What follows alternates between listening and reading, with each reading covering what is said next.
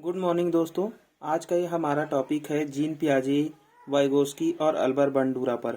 देखिए, C TET के लिए और सी जी टेट के लिए ये महत्वपूर्ण टॉपिक है। यहाँ से आपको कम से कम 10 प्रश्न आपको देखने को मिलेंगे। ठीक है, तो इसके जो की पॉइंट्स है उसको आप लोग याद करते चलेंगे। देखिए, जीन पियाजे का सिद्धांत, जिसे हम कॉग्निटिव डेवलपमेंट थ्योरी के नाम से जानते हैं, ये जो मनोवैज्ञानिक है जीन पियाजे, ये रहने वाले हैं स्विट्जरलैंड के। कहाँ के रहने वाले हैं? स्विट्जरलैंड के लिए लैंड के। ठीक है, इसीलिए इन्हें स्विस मनोवैज्ञानिक भी कहते हैं। ठीक है, याद रखेंगे, स्विस मनोवैज्ञानिक एक ही है, जीन पियाजे। इन्होंने प्रयोग किया है अपने बच्चों पर, और इनके जो 3 बच्चे थे, जिसमें से एक बेटा था जिनका नाम था लॉरेंट, बेटी का नाम है ल्यूसीन और जैकलीन। इनके सिद्धांत के अन्य क्या क्या नाम है? तो संज्ञानात्मक विकास का सिद्धांत, ज्ञानात्मक विकास, विकासात्मक अवस्था सिद्धांत, संज्ञानवाद का सिद्धांत, यानी कि जो संज्ञानवाद है इसको इन्होंने दिया था मानसिक विकास का सिद्धांत। ठीक है, तो ये नाम आप लोग याद रखेंगे, ये बार बार एग्जाम में पूछे जाते हैं। ठीक है, चलिए अब हम देखते हैं इसके महत्वपूर्ण बिंदु को, जो है इसकी अवस्था। तो सबसे पहले देखिए, ये पियाजे जो है वो क्या मानते थे कि जो सीखना है, हम अगर किसी चीज को सीख रहे हैं, बच्चा यानी कि किसी वस्तु को, किसी के बारे में सीख रहा है, तो सबसे पहले वो क्या करता है, उस चीज के बारे में अपने मस्तिष्क में एक कॉन्सेप्ट को बनाता है।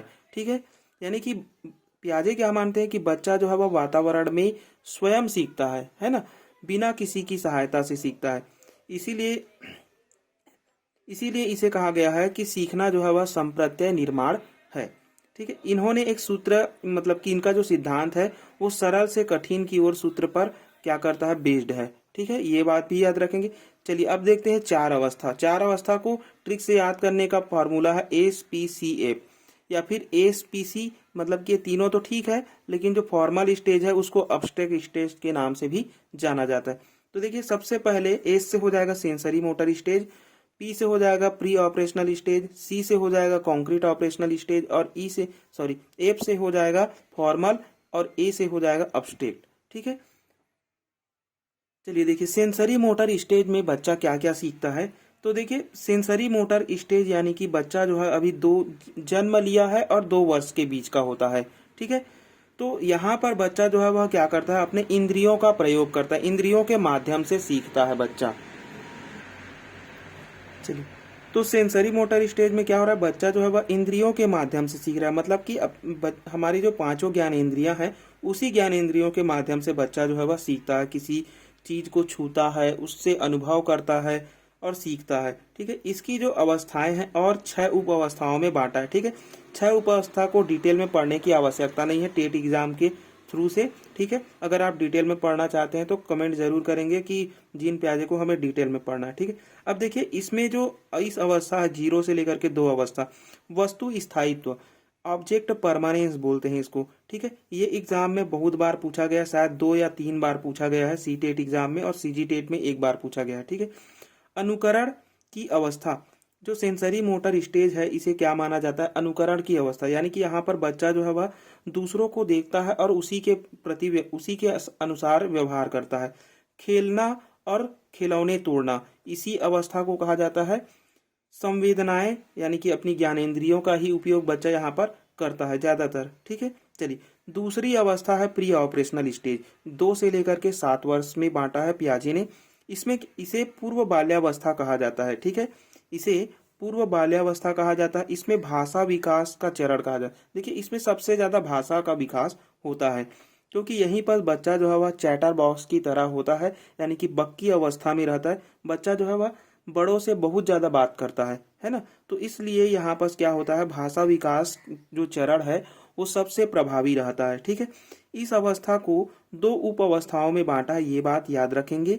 ठीक है, इसे खोज की अवधि कहा जाता है, क्योंकि बच्चा यहाँ पर कोई, जैसे कि आप बच्चे को देखना, बचपन में आप कहीं छिप जाते हैं तो बच्चे आपको ढूंढ के निकाल लेते हैं ना, तो इसलिए इसे क्या कहा जाता है, खोज की अवस्था कहा जाता है। आप बच्चे से किसी चीज को छुपाते हैं तो उसको पता चल जाता है कि आप पीछे रख दिए या फिर ऊपर रख दिए, है ना।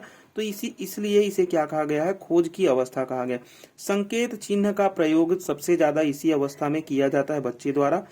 जीववाद, देखिए ये इम्पोर्टेंट है। जीववाद, जीववाद कहने का अर्थ है कि बच्चा निर्जीव वस्तु को भी सजीव की तरह देखता है। जैसे कि वो चलते रहता है और कहता है कि चंद्रमा जो है वह मेरे साथ साथ चल रही है, या फिर ऐसे बोलता है कि मैं जो देख रहा हूँ मेरी डॉल भी उसी को देख रही है। तो ये उसका क्या हो गया, जीववाद हो गया। अहम केंद्रिता क्या है, तो यहाँ पर बच्चा जो है वह खुद के भावनाओं को सबसे ज्यादा आगे रखता है, यानी कि जो वो कह रहा है वही सही है, बाकी जो कहते हैं वो गलत है ना। केंद्रीकरण, यानी कि यहाँ पर जो बच्चा रहता है प्री ऑपरेशनल स्टेज में, वो किसी समस्या को दे देंगे बच्चे को तो समस्या के केवल वो एक ही पहलू को देख पाता है और उसी पहलू को देखकर वो निर्णय ले लेता है। ठीक है, दूसरे पक्ष को वो देखता ही नहीं है, एक ही पक्ष को लेकर बैठ जाता है, इसलिए इसे केंद्रीकरण कहा गया है। अहम भाव यही है, अहम केंद्रिता ही है।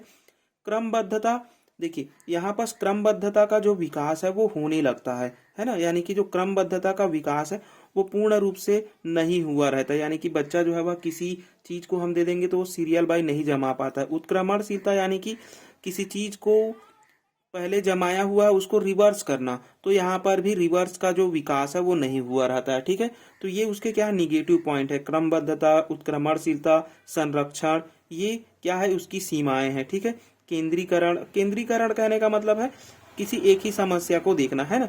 तो ये जो तीन है ये इसकी क्या है, सीमाएं हैं। ठीक है, और ये एग्जाम में बहुत बार पूछा गया है। संरक्षण का जो अभाव है वो किस अवस्था में पाया गया है, सी टेट में बहुत बार पूछा गया है, शायद 3 बार पूछा गया है संरक्षण को, है ना। तो वो किस अवस्था में है, प्री ऑपरेशनल स्टेज में, याद रखेंगे। अगला है कॉन्क्रीट ऑपरेशनल स्टेज, 7 से लेकर के 11 वर्ष तक चलती है। यहाँ पर ये जो यहाँ प्री ऑपरेशनल स्टेज में जितनी भी जो विकास है, निगेटिव पॉइंट है ना, जो नहीं हुआ है वो हो जाता है। जैसे कि उत्क्रमणशीलता, यहाँ पर बच्चे में रिवर्सिबिलिटी का जो विकास है वो हो जाता है। संरक्षण, ऑब्जर्वेशन, वो भी सॉरी संरक्षण जो सीरियस संरक्षण है वो भी आ जाता है, सीरिएशन है वो भी आ जाता है। वर्गीकरण यहाँ पर बच्चा पूर्ण तरीके से कर पाता है, सकारात्मक क्रिया को करता है। ठीक है, विकेंद्रण, यहाँ पर विकेंद्रण जैसे कि समस्या को अलग अलग भागों में, है ना, तो समस्या को अलग अलग भागों में जो करने का विकास है ना, वो मूर्त रूप में कर पाता है बच्चा। ठीक है, याद रखेंगे, मूर्त रूप में कर पाता है, ना कि काल्पनिक रूप में। ठीक है, विकेंद्रण तो करता है बच्चा लेकिन अभी सीख रहा है, इसलिए ये क्या करता है, मूर्त रूप में ही उसका वर्गीकरण, विकेंद्रण, है ना, संगठन, ये सबको किस रूप में कर पाता है बच्चा, मूर्त किसी वस्तु को देखेगा, उस वस्तु को देख करके वो क्या कर पाता है, विकेंद्रण, यानी कि उसका अलग अलग कर पाता है। ठीक है, तो इसी कॉन्क्रीट ऑपरेशनल स्टेज में बच्चा जो है वह मूर्त वस्तुओं पर क्या करता है, चिंतन करता है, यानी कि चिंतन की इसे प्रारंभिक अवस्था। देखिए चिंतन तो बच्चा यहाँ भी करता है लेकिन मूर्त रूप में चिंतन कहाँ करता है, तो कॉन्क्रीट ऑपरेशनल स्टेज में करता है। ठीक है, अब आते हैं हम लोग formal obstruct operational stage, formal कहते हैं या फिर ऑब्स्ट्रैक्ट बोल सकते हैं। ठीक है, इसे औपचारिक या फिर अमूर्त अवस्था कहा जाता है, 11 से लेकर के 15 वर्ष तक। यहाँ पर विकेंद्रण का पूर्ण विकास हो जाता है, यानी कि समस्या के हर एक पहलू को यहाँ पर क्या कर पाता है बच्चा जो है वह सोच पाता है। ठीक है, अमूर्त चिंतन कर पाता है, यानी कि काल्पनिक जो भी चिंतन है, जो भी काल्पनिक चीजें हम बनाते हैं, अमूर्त रूप में बना रहे हैं, उस सब को ये बात बच्चा यहाँ पर सोच पाता है। कहाँ से विकास होता है, 11 वर्ष से। ठीक है, समस्या समाधान कर पाता है बच्चा, हाइपोथेटिकल थिंकिंग कर पाता है, अपसारी चिंतन कर पाता है, वैज्ञानिक सोच में यहाँ पर विकास हो जाता है। ठीक है, सूक्ष्म सिद्धांत पर आधारित होता है। ठीक है, इस अवस्था को क्या कहा जाता है, सूक्ष्म सिद्धांत। ठीक है, संश्लेषण और विश्लेषण कर पाता है बच्चा जो है वह, समस्या को जोड़ भी कर लेता है, तोड़ भी कर लेता है, यानी कि समस्या के हर एक चीज को बच्चा यहाँ पर कर लेता है। ठीक है, तो ये थी उसकी हाईएस्ट स्टेज। ठीक है, अब हम देखते हैं पियाजे के कीवर्ड्स, जिसको आप लोगों को याद करना ही है। सबसे पहला यहाँ से एग्जाम में पूछा गया है। ठीक है, सबसे पहला है अनुकूलन। देखिए अनुकूलन जिसे हम एडॉप्टेशन कहते हैं। ठीक है, वातावरण के साथ सामंजस्य करना। देखिए एडॉप्टेशन होता क्या है, जैसे कि अनुकूलन का अर्थ है, जैसे आप कोई बच्चा है जो कुछ भी नहीं जान रहा है ना, कोई बच्चा कुछ भी नहीं जान रहा है, अगर हम उसे कुत्ते को दिखा रहे हैं तो बच्चा जो है वह कुत्ते के बारे में जान गया और अपने स्कीमा में रख लिया, तो वो क्या हो गया, अनुकूलन हो गया। मतलब वो कुत्ते के बारे में पहले नहीं जानता था, लेकिन हमने उसे बताया कि ये कुत्ता है, उसके 4 पैर होते हैं, पूंछ होते हैं, तो बच्चे ने क्या कर लिया, कुत्ते के बारे में जान लिया, तो ये उसका क्या हो गया, अनुकूलन हो गया। आत्मसातकरण जिसे हम एसिमिलेशन कहते हैं। अब बच्चे ने बिल्ली को भी देखा, अब बिल्ली को कहने लगी कि ये कुत्ता है, तो हमने बताया कि नहीं नहीं ये बिल्ली नहीं है, ये कुत्ता है ना। तो बच्चे ने यहाँ पर फर्क नहीं किया, लेकिन कुत्ते को पहले से उसने देखा था, लेकिन बिल्ली को भी उसने कुत्ता कहा, मतलब यहाँ पर वो बिल्ली को अपने अंदर जोड़ा है। क्या किया है? जोड़ा है। तो इसलिए इसे जोड़ते हैं, है ना, आत्मसात में हम। तो यहाँ पर नए ज्ञान को जोड़ा है। अब हम कहेंगे बच्चे को नहीं नहीं वो बिल्ली है, ठीक है। यहाँ पर बच्चे ने केवल उसको कुत्ता कह दिया, तो कुत्ता कह दिया सेम उसी के अनुसार, अपने पूर्व ज्ञान के अनुसार, तो वो क्या हो जाएगा? एसिमिलेशन हो जाएगा। नया ज्ञान मतलब कि पूर्व ज्ञान से उसने एक शब्द अपने अंदर जोड़ लिया है, भले गलत ही जोड़ा है। अब उस गलत का हम सही तरीके से बताएंगे कि ये बिल्ली है, ये म्याऊं बोलती है, कुत्ता भौं भौं बोलता है ना। दोनों की हाइट्स अलग होती हैं, दिखने में भी थोड़े अलग होते हैं। तो अब उसने दोनों में फर्क करना सीख लिया, तो ये क्या हो जाएगा? उसका एकोमोडेशन हो जाएगा, समायोजन हो जाएगा, ठीक है। अब दोनों के बीच में उसने एक संतुलन बना लिया कि नहीं, ये कुत्ता ही है और ये एक बिल्ली है, तो दोनों में उसने एक संतुलन बना लिया अपने माइंड में, तो वो हो जाएगा साम्य धारण, ठीक है। अब आता है हमारा संरक्षण, जिसे कंजर्वेशन कहते हैं। तो संरक्षण जो है वह किसी भी क्षेत्र या क्षेत्रफल हो गया, है ना, त्रिभुज हो गया, इन सब के बारे में अलग अलग कर पा रहा है, उन सब चीजों को सोच पा रहा है, तो उसका क्या हो जाएगा? संरक्षण हो जाएगा। विकेंद्रण क्या है? तो समस्या के सारे पहलुओं को वो देख पा रहा है ना। जैसे कोई भी समस्या दे देते हैं तो उसके हर एक पहलू को यदि बच्चा देख पा रहा है तो वो हो जाएगा उसका विकेंद्रण, डिसेंट्रेशन, ठीक है। संज्ञानात्मक संरचना, संज्ञानात्मक संरचना जिसे कॉग्निटिव स्ट्रक्चर कहते हैं। जैसे कि बच्चे ने कुत्ते को और बिल्ली को देखा और अपने मन में एक मस्तिष्क में एक संरचना बना ली, है ना। तो वो क्या हो गया? उसके अंदर में एक संरचना बनी हुई है, तो वो उसका क्या हो जाएगा? कॉग्निटिव स्ट्रक्चर हो जाएगा। स्कीमा क्या है? स्कीमा और स्कीम्स। तो स्कीमा होता है हम किसी ज्ञान को अपने मस्तिष्क में जोड़ रहे हैं ना, अपनी संज्ञानात्मक संरचना में जोड़ रहे हैं, तो वो क्या हो जाएगा? स्कीमा हो जाएगा। सेम टू सेम ऐसा ही है समायोजन जैसे, है ना। और स्कीम्स क्या होता है? तो हम किसी विचार को, किसी भावनाओं को बार बार दोहराते हैं। जैसे बच्चा जो है वह जूता लेस वगैरह बांधते रहता है और धीरे धीरे सीख जाता है ना। तो जो जूता बांध रहा है, रोज रोज रोज रोज वो कार्य करता है, तो जो रोज रोज कार्य करने वाला है, बार बार कार्य करता है, तो उसको स्कीम्स कहेंगे। और उस चीज को यदि उसने मन में धारण करके पूरी तरीके से बसा लिया है तो वो उसकी स्कीमा हो जाएगी, ठीक है। अब पियाजे के एक महत्वपूर्ण स्टेटमेंट है कि उन्होंने कहा कि विचार जो है वह बच्चे में सबसे पहले आता है, फिर उन विचारों की मदद से बच्चा जो है वह क्या सीखता है? भाषा को सीखता है, ठीक है। तो ये था हमारा पियाजे का सिद्धांत, ठीक है। यही है पूरे पियाजे के सिद्धांत में, जिसको आपको सी टेट या टेट के लेवल से पढ़ने हैं, ठीक है। चलिए आगे चलते हैं हम लोग अब लेव वाइगोस्की पर। चलिए अब हम देखेंगे लेव वाइगोस्की का सिद्धांत, जिसे हम सोशियो कल्चरल थ्योरी कहते हैं। निवासी थे रूस के, ठीक है, याद रखेंगे निवासी कहाँ के हैं? रूस के हैं। इनकी जो सिद्धांत है उसको कहा जाता है सामाजिक सांस्कृतिक सिद्धांत या सामाजिक निर्विदवाद का सिद्धांत, ठीक है। दो ही नाम से जाना जाता है, एक तो सामाजिक सांस्कृतिक, एक है सामाजिक निर्मितवाद, ठीक है। अब देखते हैं इन्होंने जो बुक लिखा वो भी इम्पोर्टेंट है। सबसे पहला ये वाला इम्पोर्टेंट है और एक लास्ट ये वाला इम्पोर्टेंट है, ठीक है। तो थॉट एंड लैंग्वेज जो है वह किसकी रचना है? तो लेव वाइगोस्की की। एजुकेशनल साइकोलॉजी लेव वाइगोस्की की। तो ये दोनों आप लोगों को याद रखना है एग्जाम के पॉइंट ऑफ व्यू से, ठीक है। अब हम देखते हैं इसके कीवर्ड्स को। देखिए की पॉइंट्स क्या क्या है? इसे सहयोगात्मक अधिगम, जो लेव वाइगोस्की है उन्होंने सहयोगात्मक अधिगम को महत्वपूर्ण माना है, क्योंकि ये मानते हैं कि बच्चा जो है वह तभी सीख पाएगा जब वो बच्चा समाज में रहेगा, है ना। इसलिए उसे सहयोग की आवश्यकता होगी और वो सहयोग के माध्यम से सीखता है। तो इसीलिए उन्होंने कहा कि सहयोगात्मक अधिगम जो है वह अधिक महत्वपूर्ण है, ठीक है। संज्ञानात्मक विकास की जो प्रकृति है वो कैसी होती है? ये बोला है सामाजिक होता है, यानी कि बच्चा अपने अंदर संज्ञान को तभी कर पाता है जब वह समाज में होता है, ठीक है।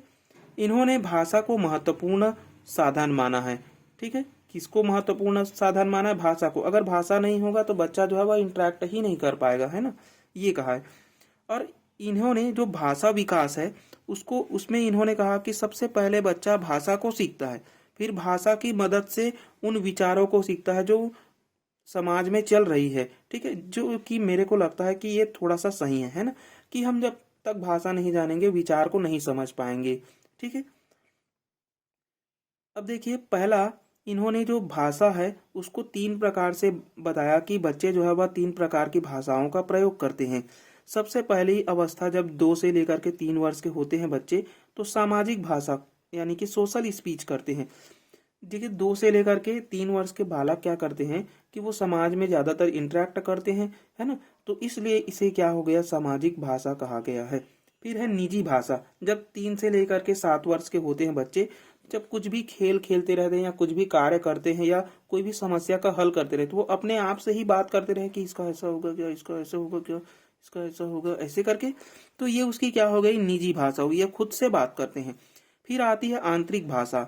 आंतरिक, जिसे इनर स्पीच कहते हैं, 7 वर्ष के बाद होती है।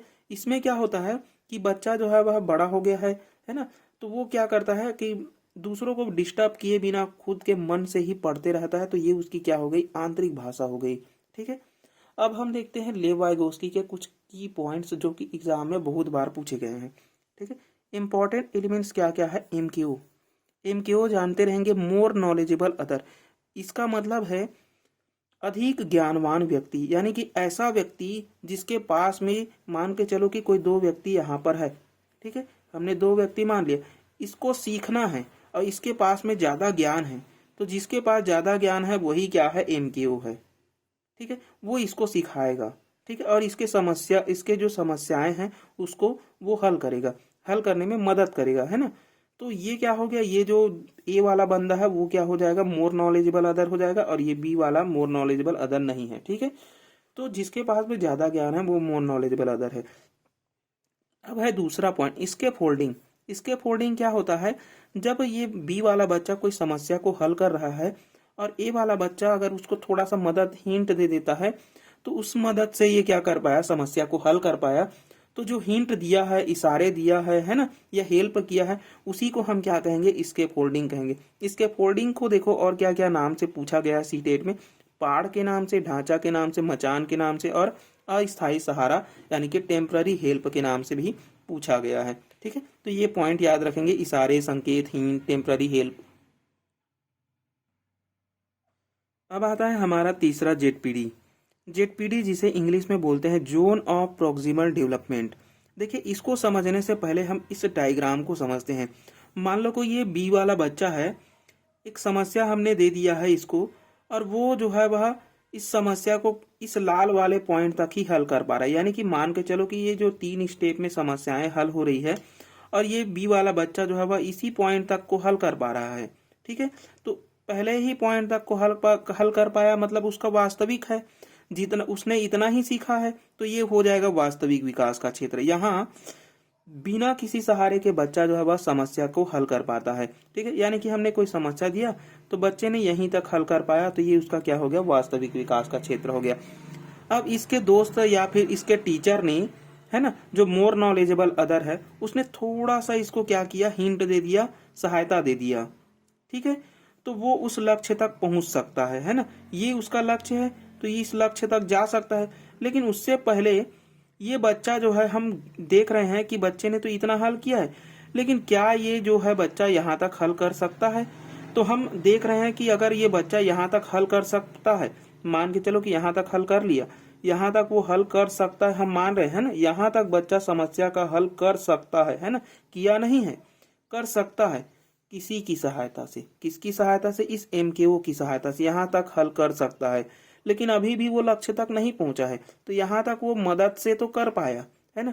तो जहां तक वो मदद से कर पा रहा है वो उसकी क्या हो गई, जेडपीडी हो गई। अगर लक्ष्य तक पूरे पहुंचने के लिए यदि कोई मदद करेगा, लक्ष्य या मंजिल तक, यहाँ तक बच्चे को कौन ले जाएगा, एमकेओ की मदद से वो जा सकता है। तो ये हो जाएगा उसका संभावित विकास का क्षेत्र, यानी कि यहाँ आपस उसको जाना है, तो ये उसका क्या हो गया, संभावना हो गया है कि यहाँ तक बच्चा जा सकता है, लेकिन गया नहीं है, वो जेडपीडी तक ही गया है। ठीक है, तो जेडपीडी क्या है, यहाँ तक बच्चा जो है वह किसी की मदद से समस्या को हल कर पाता है, या फिर ऐसा कहेंगे संभावित विकास के क्षेत्र और वास्तविक विकास के क्षेत्र के जो बीच में जितना अंतर या गैप होता है उसी को क्या कहते हैं, जेडपीडी कहते हैं। ठीक है, ये जेडपीडी जो है वह जेडपीडी स्कैफोल्डिंग एमकेओ हो गया, है ना।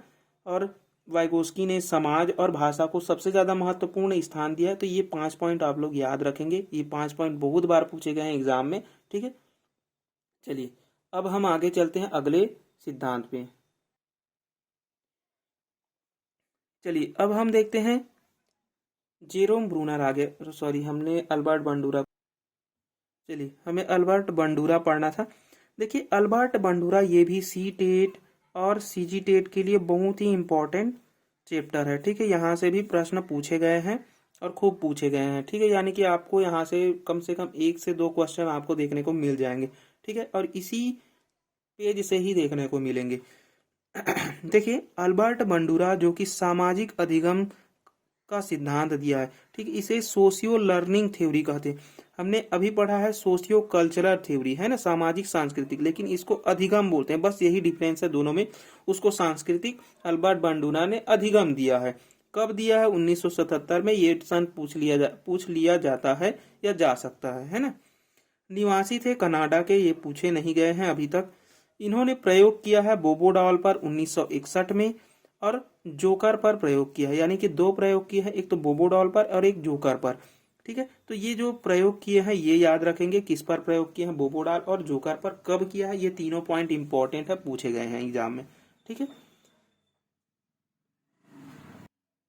चलिए सिद्धांत को देखते हैं। सामाजिक अधिगम, अवलोकन, प्रेक्षणात्मक यानी कि ऑब्जर्वेशन, मॉडलिंग, निर्देशन, प्रत्यक्ष अप्रत्यक्ष, प्रतिरूप अधिगम, प्रेरणात्मक अधिगम, अनुकरण का सिद्धांत, ये सभी कहा जाता है, याद रख लेंगे। ठीक है, इसके की पॉइंट्स क्या क्या हैं?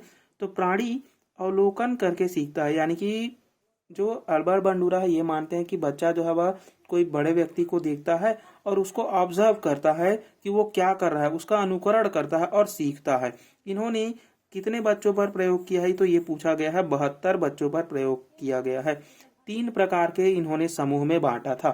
ठीक है, कितने समूह में? 3 प्रकार के। अभी तक ऐसा समूह पूछा नहीं गया है, लेकिन जानते रहेंगे किन किन समूहों में। एक है आक्रामक समूह, गैर आक्रामक समूह और एक नियंत्रण, जिसे लव। देखिए आक्रामक समूह में हिंसात्मक मूवी दिखाई गई, यानी कि यहाँ पर बच्चे को ऐसे मूवी दिखाई गई कि जो मूवी में हिंसा करते थे, तो बच्चे ने भी हिंसात्मक व्यवहार किया था। किस पर? बोबोडॉल पर। ठीक है, ये बोबोडॉल के प्रयोग पर आधारित है। गैर आक्रामक मूवी दिखाई गई, यानी कि सामाजिक मूवी, तो बच्चे ने क्या किया? सामाजिक व्यवहार किया। ठीक है, नियंत्रण समूह यानी कि लव मूवी दिखाई गई, यानी कि बच्चे मूवी ऐसी दिखाई गई जिसमें बोबोडॉल को किसी ने, मतलब कोई महिला थी या बच्चे थे, उन्होंने बोबोडॉल को प्यार किया, तो बच्चे ने भी बोबोडॉल के साथ क्या किया? प्यार किया। यानी कि हम यहाँ पर बंडूरा क्या कहना चाहते हैं कि हम बच्चे को जिस तरीके से सिखाना चाहते हैं वही सीखेगा बच्चा। ठीक है, सीखने के इन्होंने 4 चरण दिए हैं कि बच्चा जो है वह सीख तो सकता है, लेकिन इन 4 चरणों के माध्यम से सीख सकता है। कैसे कैसे माध्यम से? तो अटेंशन, ध्यान से सीख सकता है, व्यवहार को जानेगा, उसको ऑब्जर्व करेगा, है ना। फिर रिटेंशन से सीखेगा, व्यवहार का स्मरण करके सीखेगा। रिप्रोडक्शन से सीखेगा, यानी कि अपने ही स्मृति में क्या करेगा? बदल बदल के वो सीखेगा। और एक है मोटिवेशन, बच्चे में अगर मोटिवेशन है तो वो सीख पाएगा। तो ये याद रखेंगे, ARRM के नाम से जानते हैं इसको ट्रिक से। ठीक है, ARRM बोलते हैं इसको, जिसमें अटेंशन, रिटेंशन, रिप्रोडक्शन और मॉडलिंग ये होता है। अब हम देखते हैं इसके की पॉइंट जो कि एग्जाम में पूछे गए हैं। बच्चों के सामने हमें क्या करना चाहिए? आदर्श व्यवहार करना चाहिए। ठीक है, यानी कि टीचर्स को आदर्श व्यवहार करना चाहिए या मित्रवत होना चाहिए। ठीक है, भाषा विकास में मदद करता है अल्बर्ट बंडूरा का सिद्धांत। व्यवहार को सीखने में मदद करता है। इसमें क्या होता है? अनुकरण होता है, मॉडलिंग होता है, अनुकरण, सॉरी दो बार लिखा गया, अवलोकन करता है, ऑब्जर्वेशन करके बच्चा जो है वह सीखता है। तो ये 3 पॉइंट याद रखेंगे, अनुकरण करता है, मॉडलिंग करता है और अवलोकन, ये 3 के माध्यम से बच्चा जो है वह सीखता है। तो ये था हमारा सामाजिक अधिगम का सिद्धांत। आई होप आप लोगों को बहुत अच्छा लगा होगा। यहाँ से कम 10 से 15 के बीच में नंबर मिल जाएंगे, क्योंकि इन तीनों सिद्धांत से 10 से भी अधिक प्रश्न पूछे जाते हैं, है ना। तो ये अगर याद है तो आप इसके सीधे सीधे क्वेश्चन भी पूछे जाते हैं और कुछ थोड़े से घुमा करके पूछे जाते हैं, पेडागोजी से लेकर के, है ना, यानी कि समावेश करके पूछे जाते हैं। तो ये याद रखेंगे। ये था हमारा 3 सिद्धांत। और किन सिद्धांत को आपको पढ़ना है जरूर कमेंट करें, मैं उसका भी वीडियो आप लोगों के लिए बनाऊंगा। ठीक है, धन्यवाद और लाइक शेयर एंड सब्सक्राइब जरूर करें।